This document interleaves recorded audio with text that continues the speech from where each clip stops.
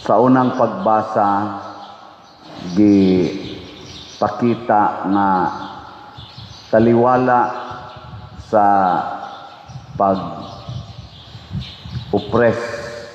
sa hari nga pagano, doon nagyoy grupos mga magtotoo, pinanguluhan ni Matatias o sa iyang mga anak, wa magpadala sa kahadlok, wa sad magpadala sa haylo. Una, kung di sila musugot, patyon sila. Nya kung musugot sila, tagaan sila og maayong pabor. Himuon silang mga higala sa hari. Si Matatias wa musugot, iya hinoong gipatay katong unang nihalad sa pagano nga paghalad at ubangan nila, ug hasta ang sinugo sa hari iyang gipatay. Linyay mong tupad na og patyon ka ay mahimong palabihon, mahimo kang higala sa hari o patyon ka.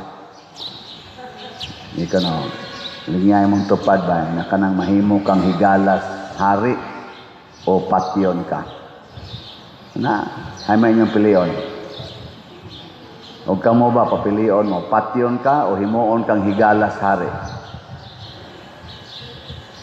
Awa na klaro. Ang ato sang nasod karon, murag pupariha ana nga sitwasyon. Dunay whistleblower nga lawyer, gipatay, ang bag-o pa lang, hapon tingit. Ning comment siya about sa mga ghost project dito sa ilang lugar, gipatay. Si Saldico, matod pa niya, di lang sa kumuuli kay patyon ra ba to? Ana. Basta musupak kas hari. Yan, gitawag nga hari ni Saldico mao si President Bongbong Marcos. So ang gusto sa hari hindi pwedeng mabali. Ang tingali itong pagkasultihan. Lisod ay. Kana bang karon muhisgot gani ka nga i-appeal nimo sa anomalya sa atong korupsyon ang pangalan nga Martin Romualdez o Bongbong Marcos, ang ato dayo mga leader sa Senate, sa Congress, appeal na sa executive branch. Hala, dipinsa dayon, dipinsa. Pero muhisgot gani kag Duterte, hala, atake. Usa na lang roy safety nga wa na kayo ma-appeal sa eksena ang Dilawan. Butog asa na sila ni pabor karon. Matod pa nila, naniid rami. Naniid. Tulo man ni ka grupo ang nag-contest o kinsa gimuda sa atong nasod. Ang kang Duterte nga grupo, kang Marcos nga grupo, o kang Dilaw, kang Leni Robredo nga grupo. Ang karon sa atong sitwasyon aning mga flood control, kaning mga corruption, ang nagsigi og binayloay og mga pulong, ang kampo sa Duterte o kampo sa Marcos. Ang dirispikas kang tawag nilag Pinklawan, matod pa nila sa ilang gisulti, naniid rami. Si Jesus mihilak, nagtanaw siya sa syudad sa Jerusalem, ang syudad sa Israel. Ningon siya, kung nasayod ka pa lang, unsay paagi aron makabot nimo ang kalinaw, di gyud unta ka magantos. Wa ka aron mohilak si Jesus nagtan-aw sa Pilipinas. Kung nasayod ka pa lang unta Pilipinas, Katoliko magyud kay mo nga country, 80% mangyud mo nga Kristiyanos. Nasayod ba mo nga ang Ginoo gusto gyud untang muluwas ninyo? Pero basig palabihon gid ninyo ang pagano nga paghalad ug unsa may pagano nga paghalad mga igsoon kining simbaho na nato ang gahom nga tawhanon ug ang bahandi nga kalibutanon. Nato bang simbahon ba gahom nga tawhanon ug bahandi nga kalibutanon? Unsa may gahom nga tawhanon dinhi sa Pilipinas kanang maglingkod na ka sa mga posisyon sa gobyerno gikan sa presidente hangtod barangay official. Murag yung paminaw nato hawd na kaita basta makalingkod ta anang gahuma. Nalimot na nga mga sulugoon di ay ang naglingkod diha. Ang tinuod nga gamhanan mao ang katawhan kay kita may nag-eleksyon para palingkuron sila. Ato man ang gahom ang gobyerno nya sila lang maoy ni manage, ato silang gihimong mga managers. Pananglitan SM City naa man ay mga managers kinsa man gyud tinuod nga tag-iya diha. Kinsa tag-iya sa SM? No, pamilyang Henry C. Iyang korporasyon.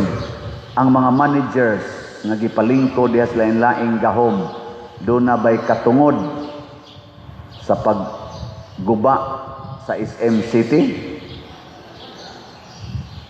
Ang baha ra gyud mo ay nakaguba sa SM Consolacion. O aman to, di man to siya manager. Pero ang manager, mga supervisors, bisan pagka ng tawgo nato og CEO, dili na makabasta-basta og himog desisyon nga makaguba or makapasira sa SM companies kung dili tugutan sa tag-iya. Karon ang atong pipila ka mga naglingkod sa gobyerno nagpatuyang na lang yung himog desisyon nga naguba nagyog maayo ang atong ekonomiya sa nasod, ang atong peace and order, ang atong morality, hasta pa ang atong mga infrastructures na naguba na. Nya dili sila moangkon atubangan sa ilang employers nga mao ang katawhan. Mo na nga nakaingon tingay ron si Kristo, kung nasayod pa lang mo unsay tinuod na gikinahanglan alang sa kalinaw, sige mong pangandoy kalinaw, kauswagan sa Pilipinas, pero wa ninyo dawata ang pagbisita sa Ginoo. Kinsa man ang nagbisita nato nga Ginoo, ilingay mong tupad na nidawat kas Ginoo karon. Ini aba ang kanang wa mulingi nidawat kas demonyo. Ina nidawat kas Ginoo karon. Dawat mo. Kinsa maning Ginoo, una siya mao ang kamatuoran. Kinsa ninyo dinhi ang mudawat yog kamatuoran kanang di gyud mamakak taas ang kamot. Oh, tanawa, di ba? Na ay ni pataas pero ana ra kutob. Oh, kaya nga naman wa man ay siguro moingon mo na depende. Kanang ana gyud, parehang matatiyas ba? Barog gyud matatiyas, isa di gyud ko mousab sa akong desisyon. Bisan pag inyo ming patyon, bisan pag inyo ming himong higalab, dili gyud ko mousab bisag gamay sa balaod sa Ginoo. Ako ginang sundon. Ako ug ang akong mga anak. Gilibutan siya sa tanan nga musunod na sari. Kana kamatuoran ang Ginoo, kamatuoran. Karon ang atong mga leaders pamakak to the max. Apil na mi diri mga pare, daghan sa namo, apil na ning nagwali tingali. Di lang tingali. Bakaton sad. Magsige na kitag pamakak, magubot gyud ta. Magubot gyud. Kinsa may nagtug-an ros tinuod? Si Sandro Marcos o si Aimee Marcos? Kaya nag-away naman ni ron sila, nagbangi naman ilang opinion. Oh, kinsa maroy nagtug-as tinuod? Saldico o Aimee Marcos o si Claire Castro? Kanang Ang say tawagan na niya diha, nganing PCO, ang say tawagan na PCO, Presidential Communication Officer. Oh, ana. Nang tigpamakba ba nga tudog yun, dipinsa yun. Kinsa maroon nagtug-an tinuod o nagpuyo sa tinuod, ang Duterte Group o ang Marcos Group o ang Lini Group. Kana. Ato ng pamalandungan. Kay kinsa nang nagpuyo sa kamatuoran, atong suportahan, matud pang matatiyas, kinsa ninyo dinhi ang gusto pang musunod sa Ginoo. Sunod mo nako o gibiyaan nila ang ilang mga balay o ilang kabtangan. Ang kamatuoran mga igsoon, muawhag gid nato pagbiya niining gahom nga tawhanon ug bahandi nga kalibutanon. Oh. Kay unsa may laing kamatuoran nga mga matay kita. Hilingay mong tupad. Inanadawat na nimo. Inanadawat na nimo, wa na ka magsigig inom og tambal. Wa na ka magsigig inom sa imong maintenance, nadawat na nimo.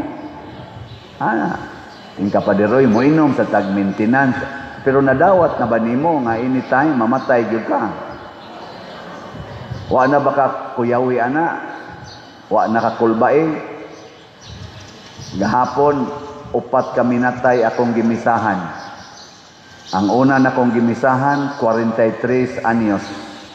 Ang sunod na kong gimisahan, 53 anyos. Ikatulo na kong gimisahan, 50 anyos. Ang ikaupat na kong gimisahan, 63 anyos. Unya ako, 62. Naanagyod ko sa bracket. Lisod na kayo ipamakak nga dugay pa kong mamatay. Kay ang manghod nako 43, 50, 53, patay na. Wa to sila po sila, wa naghikog, nangasakit, ipang-atake. Niya ako, wa sa to sila maapil sa flash flood. Niya ako, naamon ko sa bracket. Gilingi ako no imong tupad ina, naasag ka sa bracket no. Kuha na kayo, kanang hilas na kayo ba nga mo ingon pa ko, dugay pa ko mamatay, simba ko. Dawato na nato ang kamatuoran. Ay napagsigi dag kuan mo na kanang inyong mga extra nga kwarta, ipalit na lang nagslahat. Ayaw usiki kay ang slat nato mao ni makapahimo natong malinawon. Kay ang ikaduhang meaning ni Kristo, service, love and service. Nya kada nga atong slat mao man na ang atong sacrifice, love, offering and treasure in heaven. O di igo kayo. Kristo gina. Pero imong tigomon kay ipaayo nimo sa balay nimo unya igon ra sa baha sa hangtod karon wa pa malimpyuhi gani ipalit nimo og sakyanan tumpi-tumpion ra sa baha ipalit nimo mga gadgets lumsan ra sa baha hasta imong refrigerator wa na mo andar kay ngano igos baha ipalit ni mo computer, tabunan ras baha, hasta ATM machine, lumsan sa baha. Ayaw na eh. Palit na lang nag-slot. Nag-isakto. Total na naman kas bracket. Mamatay naman ta. Ayaw na lang pagsigig ko na. Mas nindot nang magbilin. Sama ni Matatias, nagbilin sila og buhat para kaayuhan sa ilang nasod nga magtotoo. O nagikinahanglan dos Pilipinas ay namo pagsig-away dia about anang kinsay mo lingkod. Ang importante kinsay mo alagad. Ang mo alagad di na kinahanglan mo lingkod kag posisyon sa gobyerno gikas presidente ngari down sa barangay official ug mo alagad lang gyud ka sa katawhan nga nagkinahanglan. Mao nay gikinahanglan karon kay ang kang Kristo nga kinabuhi sa pag-alagad. Matod pa niya, I came to serve, not to be served. Pag-alagad. Tilan gid nato. Presidente Marcos o mga kauban, mga legislators, mga judiciary, mga executive departments, gikan sa president national hangtod lokal, pangalagad mo. O kamo sang nangalagad, pwede na mo mga matay. Kamong wa mga lagad, sige lag pangwarta, sige lag pasikat diha, pangalagad na mo. Kita sa ni asimbahan, mga lagad sabta. Giingnan ko ni Bishop Abit, gitawagan tika, wa man ka motubag. Na kung anong nitawag man kanako, Bishop, gusto unta kong muhangyo nimo nga adtua ang mga tao, giingna sila nga gusto kita ko muadto nila, pero wa lang gyud ko pa ka lugar kay daghan sa kong gibisita. Kay kadungog ko sa imong parokya, daghan kayong nadaot. Nako, mao bitaw Bishop, pero ako nang gituyok siya bitaw sad ako. Ang imo kong gitawagan nga number, Bishop, naka-silent na kanunay. Text lang ko, nya i-text nimo nako, gusto ka mo tawag, ingna ko kay mutawag ko nimo kay permi ginang naka-silent kay di ko gusto madisturbo nga na ako gi ka istorya, nagmisa ko nya mukalit og disturbo ang tingog sa cellphone kay naabtay uban akong parishioner diha, kusog kay tingog ang cellphone ay. Ana ako di na lang ko, ana ko ba? Noon, wa pa maron mo simba hinoon katong kusog mo tingog ang cellphone. Bitaw sad. Pero kuan na ing na ang mga tao nga kuan gyud ni ara gyud ta. Ana. Nako, mo Bishop ang amo rong kuan dito Bishop, magkuan nami kanang na sige na mamig panghatag atong feeding karon sugod na mig tabang og tukod og balay. Ingon sa tagpila inyong budget. Nako, 50 to 60,000 labor and materials. Mga kaabot na tingin merong mga napo or 12 kabalay ang among na tigom-tigom nga solicitation kanang among slat-slat. Ingon din siya, ingna lang niya kog magsugod na mo kay moangkon sa kog tulo. Atong obispo ba moangkog tulo, ambot di ba katuhambog pero pero murag mas bakakon man ko kaysa atong obispo, buhutan man kay atong obispo karon iyampo bitaw nato no Bishop Abit no ang atong bagong arsobispo kuan in town kay siya ning kamot yung maayo usa ka maalagaron kayo nga shepherd. Mao na salamat nga naa ning klasihas mga tao ba nga moalagad gyud. Ikatulo nga kana ganing presensyas Ginoo kining kasakit. Mutan-aw unta ta nga daghan na kaing nag-antos sa atong mga kaigsuonan nga Pilipinos. Ang aton tang mga church leaders o government leaders nga maoy gitugyanan aning pag-manage aning gahom ug bahandi sa Pilipinas. Mutan-aw unta mo nga ang angay ninyong hatagan anang sana malita-malita nga kwarta. Purti man tong malitang kwarta atong pakita ni Saldico o gisulti ni Sergeant Gutisa nga kada kuno malita ato tag 48 million. Ang angay hatagan ana dili ng Romualdez nga dako na kayog tiyan, dili sa totoang galingkod sa Malacañang o kanang naas DPWH o kanang naas mga dagkong opisina. Ang angayan ninyong hatagan ana og iapod-apod ang paghimog mga proyekto nga sustainable para sa livelihood aning mga nag-antos sa kakabos nga wa na gani ikatukod og balay, wa gani ikapaeskwela, wa gani ikahimog CR. Daghan kay nas ato, dili na to piyongon atong mata. Sige nung pasiugda anang na ang mga bisyo, naapay sugal, naapay mga sa panadihang gi-allowed nga mga immorality, nga adto dito ang kwarta padong, sama anang scatter, uban pa, tari, sabong, online o frontline.